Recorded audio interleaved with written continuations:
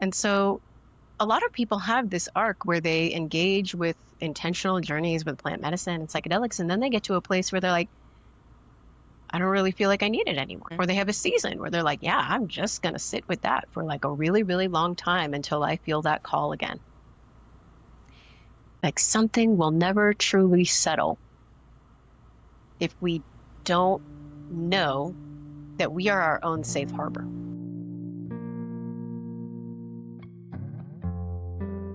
Hi, you, and welcome back to Between Worlds. I am your host, Ariel. Let me ask you something, and I want you to actually sit with it for a second. When is the last time that someone asked you how you were doing and they actually meant it? Not your productivity, not your progress, not whether you're hitting your goals or showing up for everyone else who needs you, but just simply, how are you? If you had to take a moment and think about that, this episode is for you. My guest today is Ashley Townsend. She is a transformational and psychedelic integration coach based in Denver, Colorado. She came into this work through the back door. She was the system, a licensed clinical social worker, music therapist, years of sitting across from people who were in real pain, trying to help them inside of a framework that kept getting in the way. Insurance requirements, diagnosis, rigid structures that told her how fast someone was allowed to heal. So she left. She was courageous, and she built something for the people the system wasn't built for, the ones who've tried therapy and still feel stuck, the ones curious about plant medicine but have no idea where to safely start, and the ones who've spent so long taking care of everyone else that they've completely lost the thread back to themselves. Her practice is called Finding Your Phoenix, and whatever brought you here today, I think you're going to understand exactly why by the time we're done. So let's get into it. Hello, Ashley, and welcome to Between Worlds. I'm so excited to have you here. Hello, Ariel. Thank you so much for having me, and thank you for that introduction. I am just like spellbound over here. So beautiful. Thank you. Oh, thank you. I love that spellbound. That's beautiful. Well, I want to start somewhere that I think is going to matter to a lot of people listening. Okay, you do have a clinical background, so you're a licensed therapist, did the music therapy. That is not a small thing, right? That is years of training, licensure, a whole identity built around a profession, and you left. What was actually happening that made you walk away? Oh, yeah, let's get into it. Yeah. So, first of all, I want to say I'm very grateful that I did go that path. Like I wouldn't change it. Um, but it was time to make a really big shift. And I guess, let's see what happened. There were a couple of turning points. So the first one I have to name is this. When I was in my undergraduate, initially I went to school for music therapy. And then I got a really unusual internship working at a foster care group home for teenagers who had been repeatedly re-abused in different foster placements. Sometimes 10, 12, 15 times before they landed in this group home environment. And I lived and worked there as their therapist. And it's, we're kind of taught that that can't work. And I learned absolutely it does work. Mm-hmm. And I also learned that most of the things that I was taught about how to be a good therapist in my undergrad, they didn't make sense in that environment. You can't behaviorally modify trauma. And so it was a big opening because I really had to reckon with like, oh, I don't know anything. So I just need to be present and open and curious and adaptable. And I learned so much working with the youth there. And I was like, well, now I'm going to go back to school for social work because, the advocate in me and the fighter in me was like, I can't really fight for these kids the same under this title of music therapist. So I'm looking for the right title in order to be able to honor children and protect children and also honor that, they love their biological families and that we need to care about that and not put down their biological families. And I go and I do the social work thing and I'm like, okay, and after I get this master's degree, I'll go do the LCSW. And what I've really recently realized, and it's been very big for me on an inner child level, is those weren't the things that I wanted on a heart level. What I wanted on a heart level was to help people feel safe and loved and heard. And because they were being so abused by different systems, I went to war. And so I was looking for the right title that was going to function like a weapon. And that's all the LCSW ever was to me, was it's a war out there and I'm going to need weapons. And, it's painful to kind of suit up in that way and go through all the work that it takes to get that. And then to feel like not only are you not really able to protect yourself, but you're not really able to protect other people in the way that you would hope. And so that was a really big process for me. It was like, how many jobs am I going to hop between? How many different groups of people am I going to work with, and different types of trauma? And how many times am I going to go through this same cycle where I'm carrying this LCSW like it's a weapon that's going to keep me safe, but like safety, as one of my mentors says, is not a loaded gun. It's a feeling in your body. Or put a different way, safety is not your alphabet soup or your credentials. It's a feeling in your body. So I got to a point where last year I was like, I don't want to be a therapist anymore. And it about broke me because I had organized so much of my identity around that, and that I was going to be able to do it different. And at some point I just really wasn't able to. And I was so depleted. And I didn't know what I wanted to do next, but I was really clear on my no. And it's a scary thing to be really clear on your no and to have no freaking idea what your yes is. I think that's so kinda many how that whole people, shift started. so many people can resonate with that last thing that you said, right? Like, I think we navigate life a lot where it's like, I know what I don't want, but I don't know what I do want. And, and also kind of being comfortable with that. Like, what I hear you say a lot is this surrender, right? You know that you want to help people. Like, I can hear it. I can hear it in your energy, just this desire to help. And especially when you're in that type of situation, you're seeing it right in your face, right? You're like in it. You're in the trenches with the trauma piece of it. I can't even imagine. I mean, it's that to see any child suffering, right? It hurts your heart.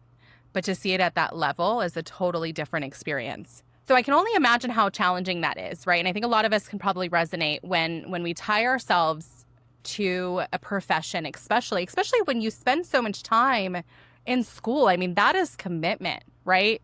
Like, I know I've heard this where people will go to school to be like a lawyer, and they'll get through the entire program and they'll graduate and then realize, I don't want to be a lawyer, right? And there's this identity crisis at that moment. So when you made the decision that you didn't want to do this anymore, how did that feel for you? What was that experience, in your body, in your environment, in your reality? Initially, it was this really interesting blend of terrifying and exciting. It was more terrifying at first. And then I started to get plugged into a community of people who are doing something similar to what I'm doing. And it really was healing for me because as a therapist, I kept wanting to be a part of a team. And I had several experiences where that did not pan out. And I have a team now.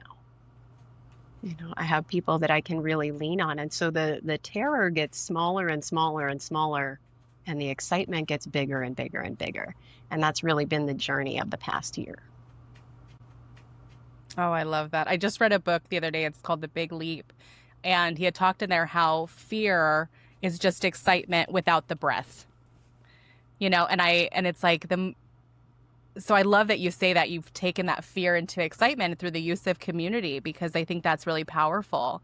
It's, it's the same, right? You're the 5 people you spend most time with, right? It's, again, I think the community can make or break anything. So I love that. So you leave the system and you build something different. So for someone listening who's only ever done traditional therapy, what is actually different about what you do now? Well, it has all of the things that I liked about being a therapist and none of the things that I don't. Okay. So what I liked about being a therapist was, in certain contexts, I'd be working at a place that had a room that was like everything was soft and textured. And so my office, if you're in Denver or around Denver and available for in-person therapy, is, there's all of these kind of beautiful soft colors, and there's a bean bag, and there's pillows, and there's a weighted blanket, and there's all of these things that are like friendly, safe sensory input. It's not just like, the big fancy desk and, you sit across from me and everyone has to sit up really straight. So it's very grounding. So Mm. the environment is all of the best things you could find, maybe in certain therapy situations. But in terms of the structure around it, I get to figure out pricing with people on an individualized basis. Couldn't do that working with insurance. I don't diagnose people because coaches don't diagnose. And as a licensed clinician, I had to diagnose people in order to bill insurance. Mm. And even if it wasn't like if it was a self-pay client, there was still kind of an expectation that I would put a diagnosis in a chart. And that never felt right to me. And I'm not saying diagnosis is never helpful for people, because that's not for me to determine, and it absolutely can be helpful. But the idea that I had to do it never made sense to me. And I feel that it doesn't make sense for a lot of clients, and it doesn't feel safe for a lot of clients. And so I really just get to meet people on this very human level. And another thing that's kind of strange about therapy, at least in Western culture, is in a lot of programs, we're almost conditioned to not ever talk about spirituality. Mm. And so many people are not being honored, right? Because maybe it's something they want to talk about, or maybe they feel lost, or maybe their spirituality feels like it's shifting and they don't understand how to navigate that. But it's a piece for most people, right? And even for people who don't identify as spiritual at all or who identify as atheists, the question for me with people is still, what lights you up in life? Mm. Most people are coming into a therapy or a coaching situation because they feel detached from that. And it's usually two major reasons. They feel detached from what lights them up in life, and they've got some part of themselves that they really want to get rid of, and they've tried to get rid of it, and it's not working because we can't get rid of parts. Mm. Oh man, that hits so deep. I I think that's great. And I love that you say, you work without the diagnosis piece of it, because sometimes, and I have this experience, and probably people listening do too, where, you go and you get a diagnosis, and then it feels like you're stuck in a box now. It becomes your whole identity. So for myself, I was diagnosed with ADHD in my late 20s, and it was beautiful at first. It was like this understanding of why I was the way that I was, and there was this empowerment. But I went down the traditional route of, CBT therapy and medication and the things that my doctors knew. And then I went through 2 years of complete hyper focus, learning more about ADHD than most people know, right? My kids have it too. So I'd go to the pediatrician, and I'm like talking medicine at a level that the pediatrician's like, okay, parents don't usually know this much. And I'm like, yeah, I know. And you don't know enough. You don't know enough. But the other side of that is that when that stops working, or when you realize that it doesn't, like you said, take it away, then you're left with this, oh my gosh, I'm going to have this forever. And then you feel so trapped in this identity that it's the only thing. But in reality, it's like the holistic view of the person. So when you say spirituality, I see this holistic perspective that, do I have ADHD? I mean, probably.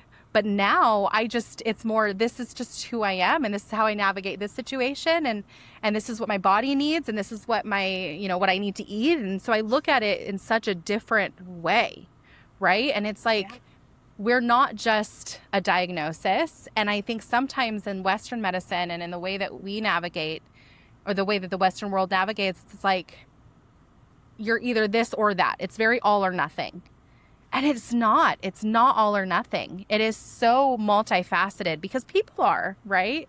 So I love that is where you focus, is like the holistic piece of it. What lights you up, right? Because we should do more of that, right? More of what lights us up and less of what makes us feel bad. So people probably find you after they've exhausted some of these other options, right? After they've gone through the traditional therapy, or, if they're looking for something different. So you work with people, you know, I assume with very specific, heavier, things. So what do you think that these people have in common when they first show up to you? What are they carrying that they've usually never gotten to put down?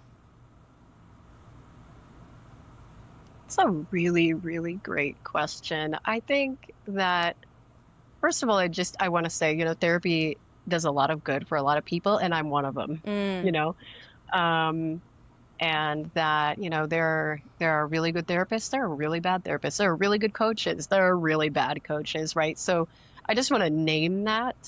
But I think a lot of times, for whatever reason, the people that tend to resonate with me are often folks who have been really hurt by our mental health care system, and who have had a really not ideal experience. And if it's not that, it's more like, okay, I was getting a lot out of therapy, but all of a sudden it feels like it doesn't hit the same anymore. mm, You know, I feel this pull towards being more in touch with my body, but I don't know how to do it. And my therapist doesn't really do that. Or one of the things that people often say to me about therapy is, I feel like I'm just talking about the same thing over and over again. yeah, absolutely.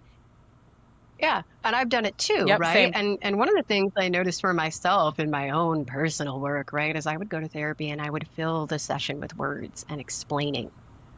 I'd be so tired. I would just fill up that hour, talk, talk, talk, talk, talk. And it was like this.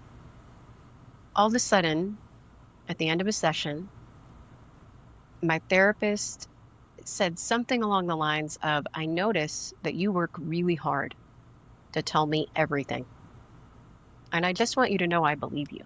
Mm, And I had this huge breakthrough where I was like, oh, I over explained because I think people won't view my experience or my feelings as valid if I'm not almost like, I don't know, a lawyer, mm, like defending my case. And so from there, I was like, oh, I want to engage in therapy differently. I want to slow down. And so a lot of times people are like, I want to slow down, but I'm scared to slow down. I want to try something different, but I'm scared to try something different. Because when we start trying something different is when we actually get into the felt sense, mm. because we can't think our feelings. And the problem with a lot of therapy in Western culture, not all, is that it is essentially selling the lie that we can think our feelings. We can just Yes. wrap language around them. We can just, you know, it's like, if I can express it in words, then I felt it. Not necessarily. Not necessarily. So we're not learning to actually sit with our feelings and honor our feelings. And diagnosis is often labeling feelings as abnormal, problematic, and Mm. something that needs to be changed. So there's this idea that you can only have feelings within a certain range before we're like, something's wrong with you. Yep. And that's really damaging. Mm. Oh man, that's so true. You're absolutely right. And I think about therapy as like it's in the mind. A lot of talk therapy and sitting in front of the therapist and explaining it's in the mind, right? It's not in the body. And I kind of see those two things as separate. It's like you can't talk your feelings. That is so valid. I know what's happening is there's a lot of buzzwords around the feel your feelings, right? Feel your feelings because it's energy. Feelings are energy, emotions are energy, and they get trapped in the body. Well, they're trapped in the body, then what happens, right? It turns to disease, or it turns to tension, or it turns to these things that it's like, people have decades of not feeling their feelings. And I think sometimes I can see, especially my own experience, it's like utilizing therapy to bypass that a little bit because they're not fun. Some of these feelings aren't fun, right? It's not a great experience in the moment, but when you feel them is when you can release them and then you move on to something new. That's where that loop, I think, a lot of times comes in because you're constantly thinking and you're talking about it, but you're not allowing yourself to process and feel it. So then it's still there and the story remains the same. Yeah. And it's, Mm-hmm. there's so many ways we say this, like the journey from the head to the heart is Right. like a really short journey, but it's a really long journey. And, you know, we sell this idea when we diagnose people most of the time that there's this thing that I'm labeling about you, okay? Mm-hmm. And it's not changeable. You're just like Mm. this. So now what? Go to therapy, but it's not changeable. So something about that doesn't line up. And I had clients when I was working as a therapist that would just, kind of defend, like, I'm just like this, I'm just like this. And I would ask them, if you're just like this and it's not working for you and it's totally unchangeable, how can I help you? How can I support you? Wow. What would they answer to that question? It's usually kind of stuns people Okay. initially. And then a lot of times people are like, well, I don't know. And, I let people know, like, hey, it's okay if you don't know. But I just want to put on the table that change is possible. And it sounds like part of you really wants that for yourself, and part of you feels like it's not possible. And that usually resonates, right? And now we have something we can work with. We can talk about the part that really wants that deep down, or we can talk about the part that thinks it's not possible, or where did that belief come from? A lot of times we're not getting to the root. Mm-hmm. We're not getting to the root of a thing. We're trying to do this top-down approach, which is kind of like pulling a weed right above the ground. That sucker's going to be back in a day. Yep. Yep. Absolutely. And it's funny as you say that, and I think about prescription medication, right? And that's what comes to mind for me is a lot of times people go to the doctor with symptoms and then they get this prescription to fix the symptom without ever digging into why that's even happened. Do you have high blood pressure? Well, here's the blood pressure medication, but why do you have high blood pressure? And I think that's how I see the difference in what you're talking about is it's like, we can talk about the symptom and we can keep going through the symptom, but ultimately, like, do you want to get down to the root to release it? Do you want it to be different? And sometimes even just asking someone that question, I think unlocks things because some people are never asked that. When they're told from childhood that they're this way, right? Just like you said, where is it from? Sometimes it's situational. Sometimes it's where you've been trained. Sometimes it's, a story that you've been telling yourself or your mom told herself that you've adopted, right? But sitting down and asking, but do you want it? Do you want that to be your story? Do you want that to be who you are? And then empowering them to change it, I think is what I'm hearing so much in your work. That is probably what makes it so life-changing for people. I know And if you don't believe it's possible, you can't reach for it. And sometimes people really don't believe it's possible. And so one of the ways I validate that is I say, okay, you don't believe in Santa Claus anymore, right? Because I'm talking to an adult in this case, right? And they'll say, okay. So it's like I'm trying to convince you that you should write Santa Claus a letter and that you're going to get everything you ever wanted. You're not going to do it. You're not going to. Why would you do it? It makes no sense. We can't reach for what we don't believe exists. Oh, so then we have to hang out with what they do believe. Yeah. Where did that come from? And only that, because there's a lot of bypassing that happens within coaching or even certain types of therapy. Oh, that's so powerful. I love that so much. You are so right. If you don't believe Santa exists, why would I convince you to write him a letter? That's magical. So I know you also bring in a layer of creativity into your healing. The music, you're a music therapist by training. What does that creativity unlock that, sometimes the talking alone can't? Like, how does this add a whole new layer to that healing piece?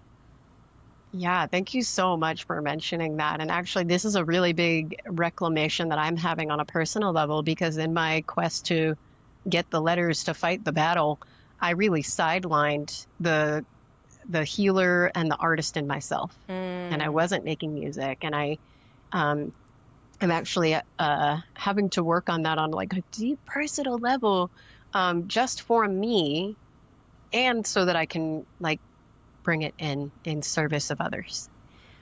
And really, okay, so with music specifically, I'll speak to that, and then I'll kind of speak on like a broader creative arts level.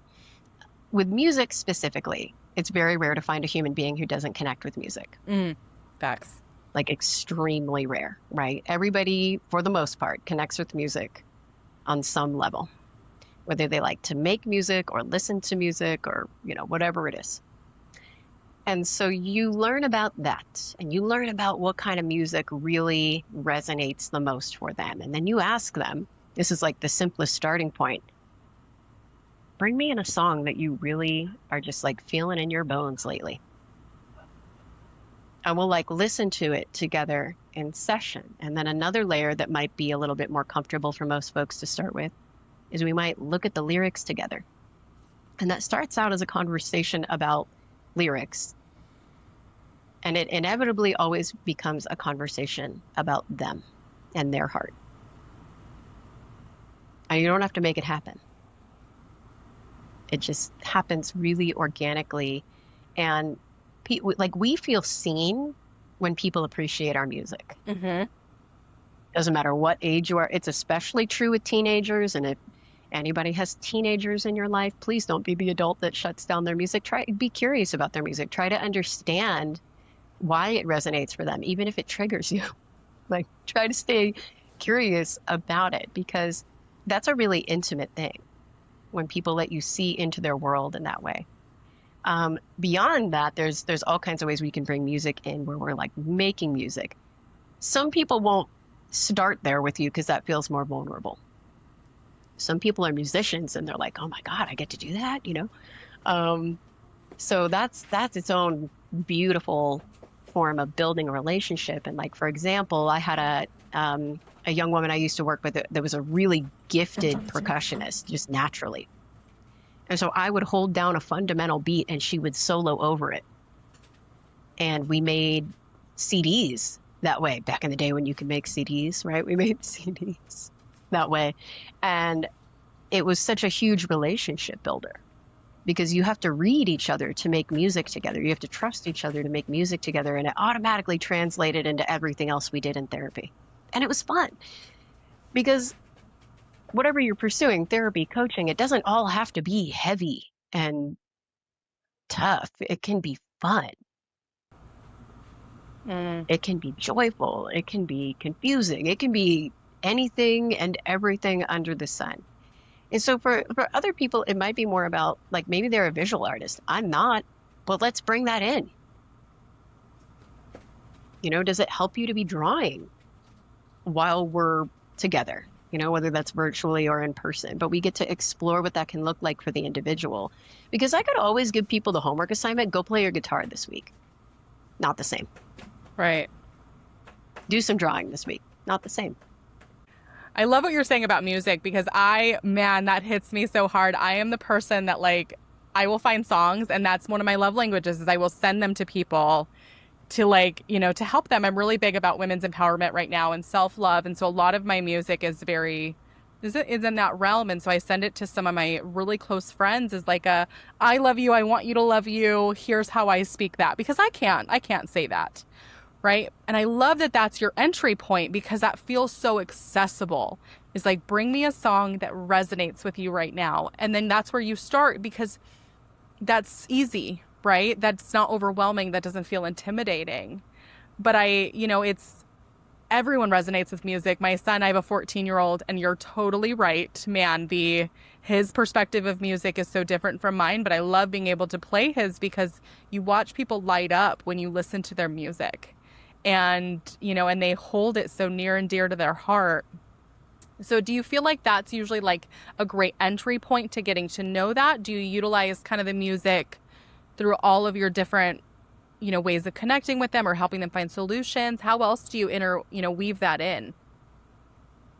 Again, it really goes back to like what lights them up. So I'm not always weaving music in with every single person, or that's not always like in my first couple of sessions, It can also be like maybe somebody really loves cooking, but they've gotten away from it. And so, maybe we just start talking about what did you used to love to cook. And maybe down the line, it's like, do you want to make that? Do you want to bring that in? We can eat that together. You make something, I make something. Why not? Mm. That's so cool. I think that's what's so special about your work is that you're not probably when you stepped into this, right? When you stepped away from the traditional confines of talk therapy and being a, therapist, it feels like it opened up a whole world for you about ways to help people. Because I can't even imagine that, how you couldn't bill insurance for that, right? Like that's a totally different No, thing. no. And I mean, you can still get creative like that as a therapist, and there's a lot of people who do, but there is a lot of pressure on you as a therapist that like everything you're doing might be wrong.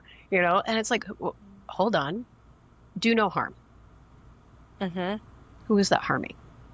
Right? Some of these things that might sound a little bit unconventional, it's not only that they're not harming anyone, they can be so deeply healing. Mm. Absolutely. It's the holistic look. I just keep coming back to that. It's like the whole person, right? Instead of just fixing the mind or fixing the whole person, or not even fixing, but like giving them the tools to find their way back to themselves is the way that I always see it. So let me ask you, I want to ask you something a little more vulnerable. Has this work ever surprised you? Has someone shown you something in a session that made you realize that you were still learning that too? Oh yeah. Like time and time and time again. Yeah. I remember really early on, it was actually when I was working at the foster care group home. We did a group and it was about anger and sadness. And it split the room. Half the group was more comfortable with being angry than they were with being sad, and half the group was more comfortable with being sad than angry. And then we were kind of getting into the themes, why are we more comfortable with one than the other? And at that point in my life, I was kind of team sad. It's okay for me to be sad because it only hurts me. That was the main theme that was emerging. And that was a crazy tough thing for me to learn about myself, while also needing to like hold space for a session because I was like, oh, this is why I have these like really huge, unstoppable anger outbursts, maybe like once every 5 years. And that's one that stands out to me, like, early on in this work. And there's been other times where I was really shoving my own trauma, um, because one of the things that, a lot of us do in this kind of work never even feels like the right word, but in this kind of service, in this kind of life path, is you can get into this like mindset of comparison where it's like, well, somebody always has it worse than me, Mm. and I got to be the one who shows up. And so, because at a point in my career for years, I was working in environments with survivors of domestic violence and human trafficking, of course, I always had stories handy that were worse than what I had been through or what a lot of people have been through. And there came a point for me, I'm just going to say this in broad strokes because I don't want to get into anything triggering, but there came a point for me where I noticed my own nervous system feeling really ungrounded and things feeling really unsafe for me while I was talking to clients. And I was still telling myself I don't need to go to therapy around the stuff I've been through. And that is actually where psychedelics enter the picture because I had a journey on psilocybin that really threw me into this traumatic experience that I did not want to hold for myself and allow other people to hold for me so deeply. And that is what most people would call a bad trip. And it's been years now, so like I don't feel the need to call it that because in some ways I think it saved my life. But at the time it was absolutely terrible. But it is the thing that got me back into really good therapy. And I am an advocate of really good therapy. And I'm also an advocate of really good coaching, depending on the person and what they need. But, just to bring that full circle, um, I just want to let people know whatever you're dealing with matters, and like really be conscious of that comparison thing.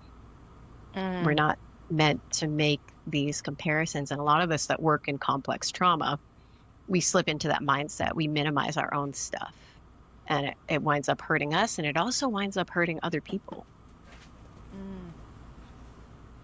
Yeah, they say comparison is the thief of joy is one of the quotes that has always just stuck with me. And I repeat it to myself when I find myself doing that as well. But I guess I never really thought about it from that side of the coin. I always think comparison of like, oh, I want what they have and their life is better than mine. And, that piece. But there's absolutely the other side where you minimize. And I can think about times in my life I've done it too, where it's like, I can't feel sad because they're going through worse, right? I can't, this isn't that bad. So you just brush it off. And then guess what? You don't feel it.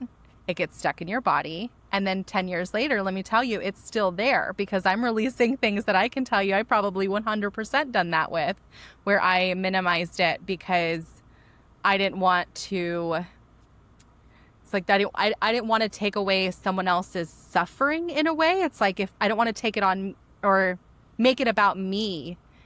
In reality, it's like I was suffering in my own way, and that's Right. so And when are we impactful. making this space for ourselves? When, Absolutely.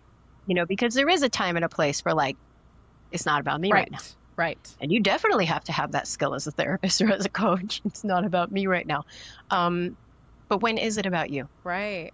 Because we're meant to be able to work with life from many different lenses, to have that kaleidoscopic viewpoint. There is a point for zoning out and saying like, taking that really big picture view. It could be worse, Mm-hmm. but it's not every moment. Absolutely. And that's often like the main way that we bypass, right? And so I don't know if that answers your question about, when things have hit really hard for me with clients, but I've had a lot of that happen, and it's been a huge gift. And the sooner that I can actually have that awareness and say, oh, that matters, and I'm going to take care of myself differently, the better. Because I used to shove it off, until it got really unmanageable. And it's like, oh, thank you, awareness. I got to get through the rest of this session right now, but I am definitely coming back for you. You are very important. It like seeps in, right? It's like you try to ignore and then after a while it becomes evident and it doesn't let you brush it under the rug anymore. And you're kind of forced to deal with it. I think we've all probably been there. I know that you mentioned the psychedelic experience, and I love that you said what people would call a bad trip, right? I think a lot of people, if you've had any experience with psychedelics, there's this concept of like a good trip and a bad trip. And I'm a firm believer that there's no good and bad. I think all things it is. And it's the mind that puts that label, right? And then it kind of changes the reality of the moment. But, in the psychedelic space and in those experiences, everyone's so afraid of that bad trip, right? And so I think it's one of those deterrents in that space. But in reality, sometimes those uncomfortable, I'll call it more of an uncomfortable trip, is where real healing comes in, where you're like, whoa, there's grief. I'm feeling so much grief. This is interesting. I'm kind of curious about this, right? It's not so fun. It doesn't feel like rainbows and butterflies and unicorns jumping in the windows, but that's where healing happens. So I know you do work through the psychedelic preparation and integration. We're talking about the fear about it, but what do you wish that people understood about that work, about the psychedelic experience? Like, what do you really wish people understood about it before they got into it? Oh, that's so beautiful. Okay, two things come to mind. One, I'm going to riff off of what you just said, is yeah, it's perfectly fine for you to be like, I want the unicorns and rainbows, or I'm scared of the grief, or what it could open the door to, right? Like, because we don't have control over what portals open. We want to have control. We want to know what to expect. We want to be able to say, I want this, this, and this. And then we get attached to outcomes, right? So that expectation stuff, it's not bad. We all have it. We're humans. It's normal. It's totally okay. But I think a lot of times people feel like they're supposed to just bypass their way to intentions. And you can't really land on your intentions if you're not first honest about your expectations. I really have come to believe that. And if you can be honest and open about them and come at it from a place of curiosity rather than judgment, that's the first thing. Let's just talk about it honestly. It's okay. Because sometimes Right. we're calling things an intention, but really it's an expectation. Because intention is not attached to the outcome.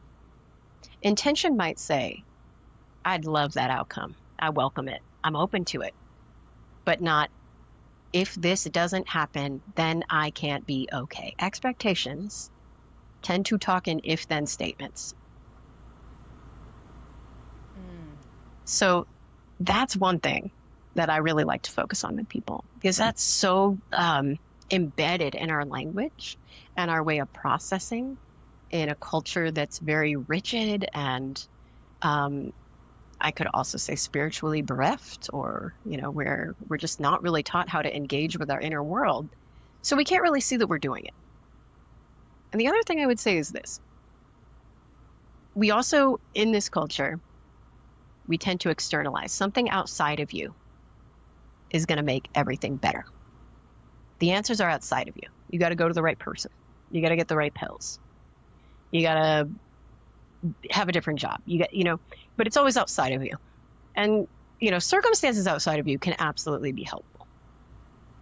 Medications can absolutely be helpful. I'm not anti-medication. I'm anti-over medication. But when we're so locked into this idea that I don't have the answers, it's somewhere out there and I'm always going to be seeking, then we project that onto psychedelics and plant medicine. And psychedelics and plant medicine can't show you anything that isn't already within you. Yes. They can't.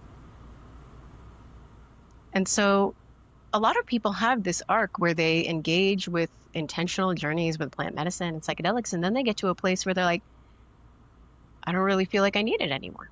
Mm-hmm. Or they have a season where they're like, yeah, I'm just going to sit with that for like a really, really long time until I feel that call again. Because the reality is, and it might sound like a cliche in psychedelic spaces, but I don't think it does. You are the medicine. All of your answers are within you. All of them.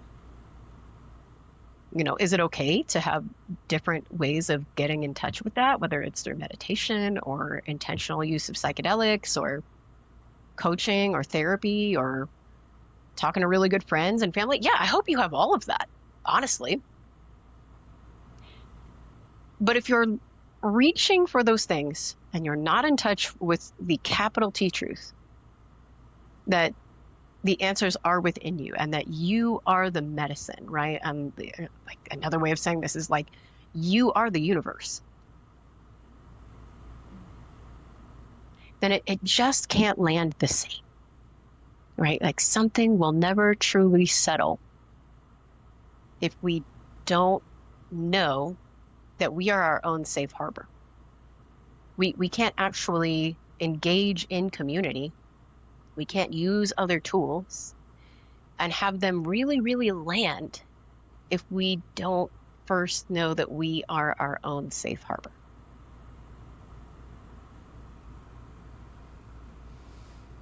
Man, how empowering that statement is.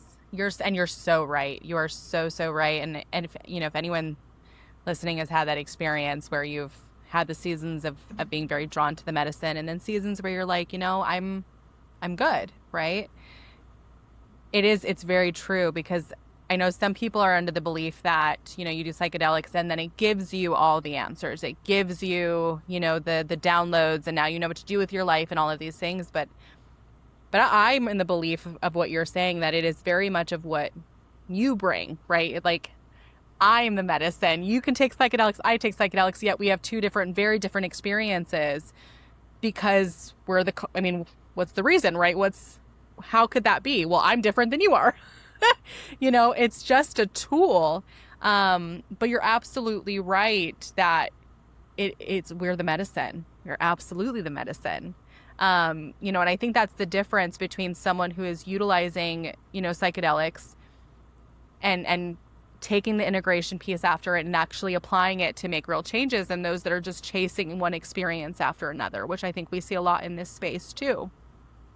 But Yeah, and that's okay, mm-hmm, right? And like that is also okay. I just want to make space for that, right? yeah, Because I can't say that I care about, supporting people who have experienced addiction, but then say like, oh, if you're doing the peak experience thing with psychedelics, and get on my high horse. It's like, okay, that's okay. right. What's that about?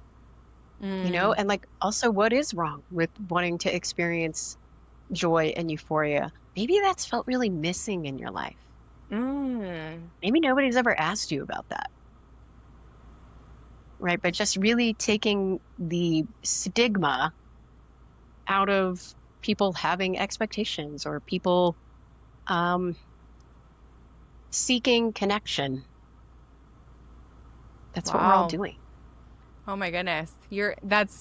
I love that. And I'm learning so much from you just in this little conversation, I'll be really honest, because you're absolutely right. I think that in this space, what I love about you, Ashley, is there's no judgment. And I can feel it and I can hear it in your energy and I can hear it in your voice, and the frequency that's coming from you is there's no judgment, and there's so much safety in a person who doesn't judge you, right? I think a lot of us, most of our fear comes from the fear of judgment. But in the psychedelic space in general, you're absolutely right. It's like we judge those that are looking for the experience, that maybe aren't ready to like actually integrate some of the quote unquote what we would decide as teaching. But you're right. What if that is missing in your life? And I've had those What if it seasons. is? I've absolutely had those seasons where it was dark. It was a dark time of my life. The dark night of the soul is what some people call it. But psychedelics were an escape for me in those seasons, where it gave me the joy and the connection, because anyone who's experienced it, they talk about the ego death, which I think sounds really scary. But the way that I see that is it's like, it's not that you're dying. It's not that I have this experience where I'm like watching myself die. But what it is it's the realization that we are all so beautifully connected, that we are all, you are the universe, I am the universe, right? Someone once said, like, we're stardust. And that was always beautiful to me. But it's the ego death in that kind of experience is more about understanding and seeing a connection to everything that maybe you just didn't see before, you hadn't experienced before. But I love that. I love that perspective that, it's just as powerful, because the need might be different, right? My need might be Yeah, to and no, understand, but someone else's need might be to feel joy. right. And Mm. people can be coming in saying, I want to have another psychedelic experience, or I've never tried this, so I want to try that. Okay, that's probably an orange flag, a little Yep, bit, yep. like, but that's not how I'm going to treat it Mm-hmm. in the moment. And another thing that's really beautiful about what I'm getting to build now is I get to tell people like, hey, I cannot um proceed with saying like, go forth and find a safe psychedelic experience to be a part of in good conscience. Because I'm seeing something deeper here that needs tending. And that this is really more of a transformational coaching container that you're needing in this moment. And I am happy to provide you that. Right. And then they have a choice whether they want to proceed in that way or not. But I don't have to go against my own ethics. I don't Mm. have to continue to prepare somebody to have a psychedelic experience or a plant medicine experience when I feel that something really important is not being tended to, and that they are potentially externalizing something out there. Something out there is going to make this different. And Mm. they're not necessarily aware of their own authentic power, and they're not aware that that externalizing is going to hurt them. Like, will they still maybe get some really cool things out of psychedelics or plant medicine? Yeah, that's very possible. But I can't sign off on the goose chase, like on the wild goose chase, if that makes It sense. does. And I don't have to. Mm-hmm. Yeah. Mm. So in that specific example, you sit down with someone to do a preparation consultation, right? And you uncover this. What is the negative, or what is the downsides to continuing, like for the person, right? What is the downsides for the person to continue through the psychedelics? Is it just, do you just see it as like a way of bypassing, and again, they have this expectation, and then they'll be like, what do you think is the outcome if they were to proceed with that? Well, first of all, people are going to make their own Of choices, and I'm course. going to honor that, Mm-hmm. you know? But in my coaching practice, I am centering it around intentional psychedelic journeys. And what might be happening there is that somebody has an expectation and they're calling it an intention and they can't really see the difference, Mm, right? So it's like a crossroads. It's like, I could say, hey, we have some more stuff to work through on the prep end, and they may or may not be open to that. And if they're not open to that, they can go elsewhere and they can find somebody who'll do 2 sessions with them and that's it. I can't stop that from happening, right? right. But I get to hold my boundaries, and it really is out of care for that person. Right.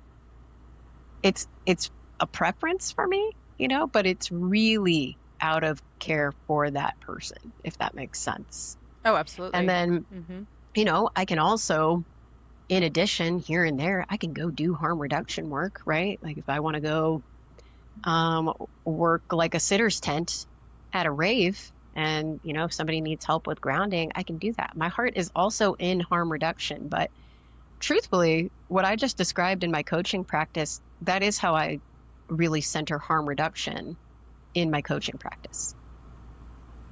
Mm. And that takes, and I want to focus on something there too, because it takes, courage, and I love that you say stick to your boundaries, because I think a lot of people struggle with that, right? It's like, especially put in that situation, especially when we talk about this is how you make your living, right? There's the financial piece to this too. And so to be able to say, listen, this is my boundaries, and if this isn't right for you and you want to go somewhere else, that's okay. But I want to really, that takes courage. And I think that's something that really sets you apart, because just like you said, there's great coaches and not so great coaches. And I think that's something that, from what I'm interpreting from this conversation, really sets you apart, because that gives me the safety that you're going to be honest. Because people who always tell you what you want to hear, right, and who will just, take your money and lead you through the preparation and against their own best wisdom, that's not safe to me.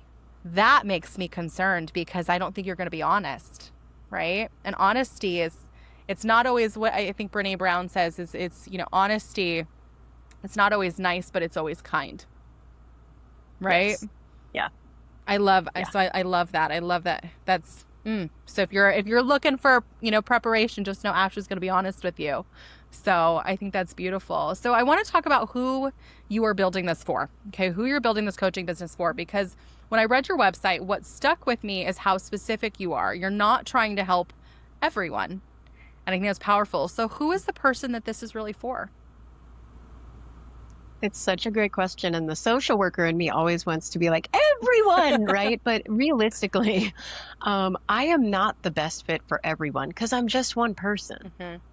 It's important to me to be the best fit that I can be for a lot of people, and I have a friend that used to say we all have our favorites, and that used to really bother me. Mm. But what she meant by that was there's like a level of resonance, right, that we have as a coach or a therapist, and that the client really has with us. And it does make sense to lean into that. So for me, I have more than one. I know am I supposed to just answer with one type, or is it okay if I have a little bit of a list? Have a list, whatever feels true to you. Okay. Yeah. I don't know that it'll ever be one for me. I'm not that niche. So for me, I really love working with folks who grew up in foster care, or who grew up in complex trauma. And, a lot of times there's a really big journey that people have to go through. that is very anchored in survival before they can get to a place where they're ready for something like coaching, whether it's based around psychedelic integration or whether it's not centered around that. And I have found that that is just work that really, really fills my heart and that a lot of people don't really understand. A lot of people really don't understand what that experience is like for adults who were taken away from their biological families, or who were with their biological families and were being hurt and they were invisible. And so that's a really big part of my heart. And I really don't love seeing that often people have to be let down by our mental health care system before they come to me.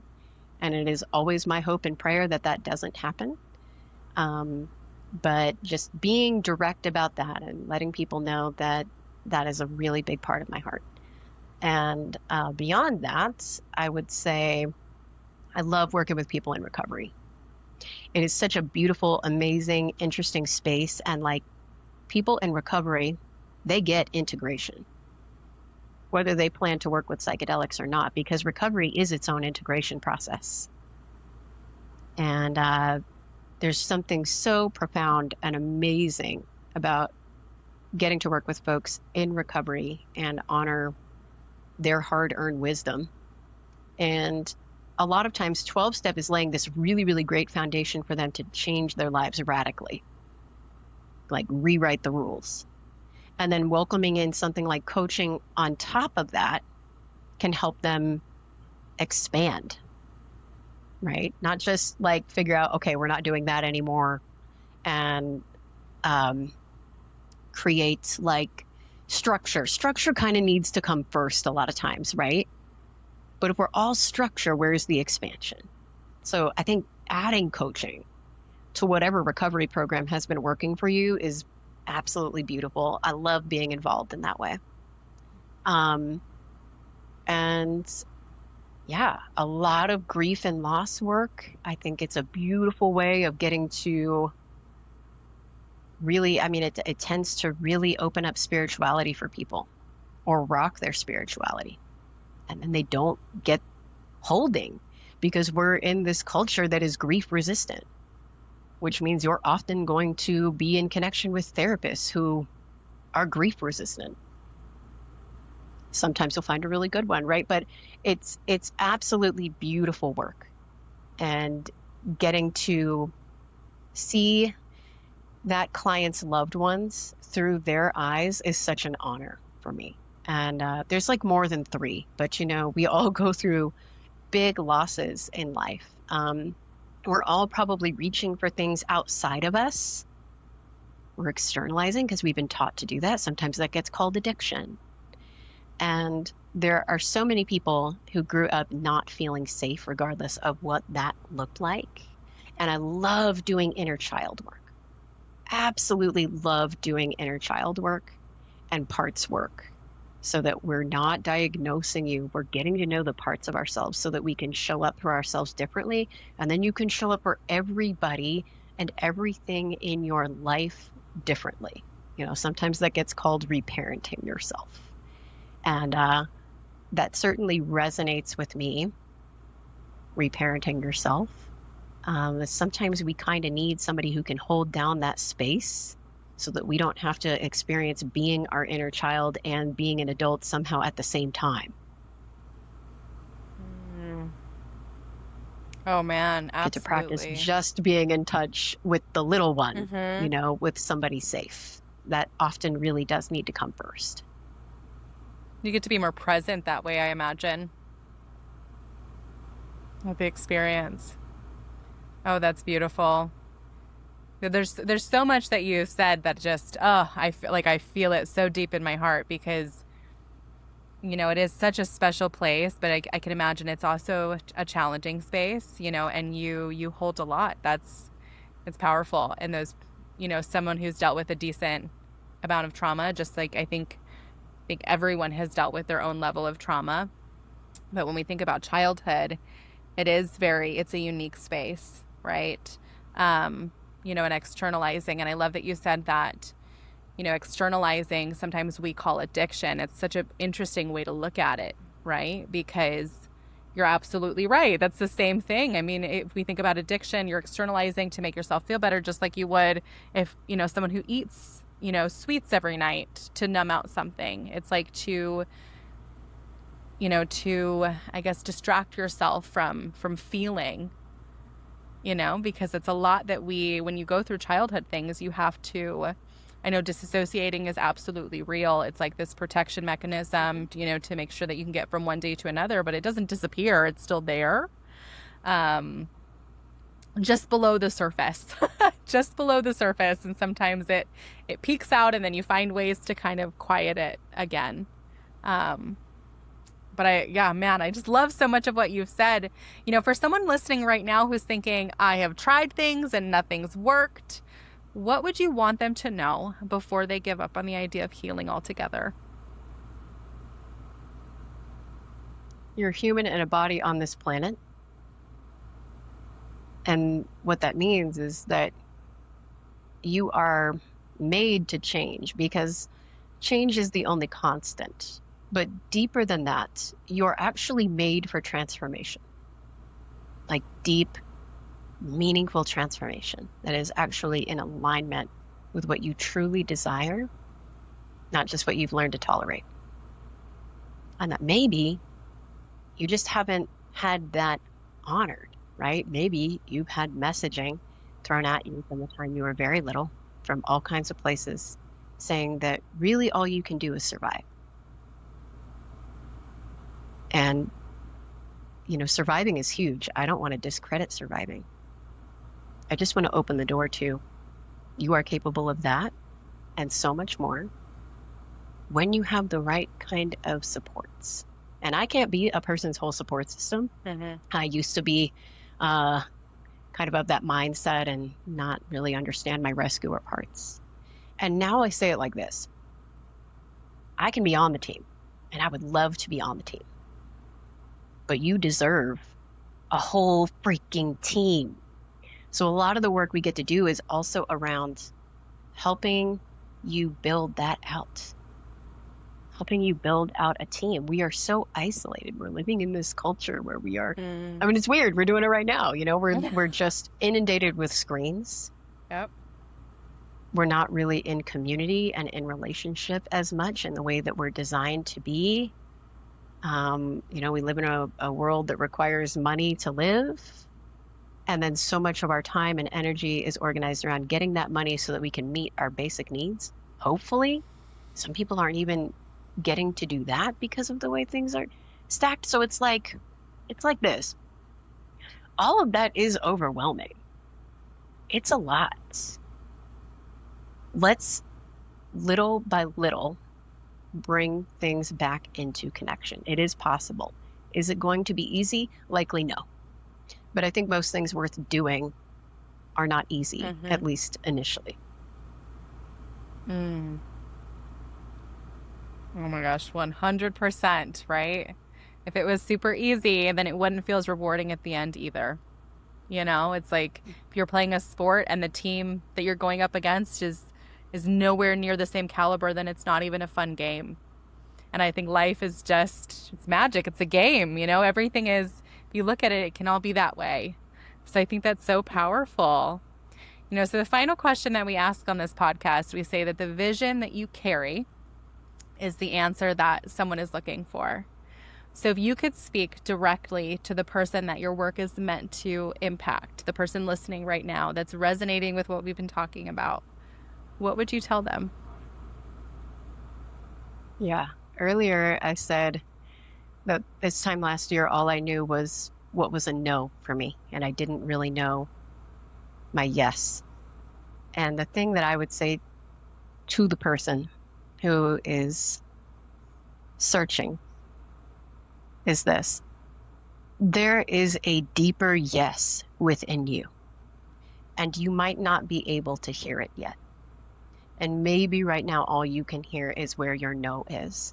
Or maybe all you can hear is what you're afraid of, or the reasons why it can't work. But I promise, and I don't often make promises, you have a deeper yes within you, if not several. And that my vision for myself and for everybody is that you have the holding within yourself and within community to be able to hear it and to live from that place. Oh my goodness. Well, thank you so much. Thank you for leaving the thing that wasn't working, for building the thing that does, and for trusting this space with it. To everyone listening, I will link where you can find Ashley in the show notes, and her practice is Finding Your Phoenix. She works virtually with people anywhere in the world and in person in Denver. So if you don't know where to start, she offers a free 30-minute consultation, and that's the door. You just have to decide to open it. So whatever you're carrying right now, the vision, the calling, the thing that keeps you up at night, trust it. It's not random. It's not too much. The vision that you carry is the answer someone is searching for. So don't keep them waiting. Until next time, I'm your host, Ariel, and this is Between Worlds.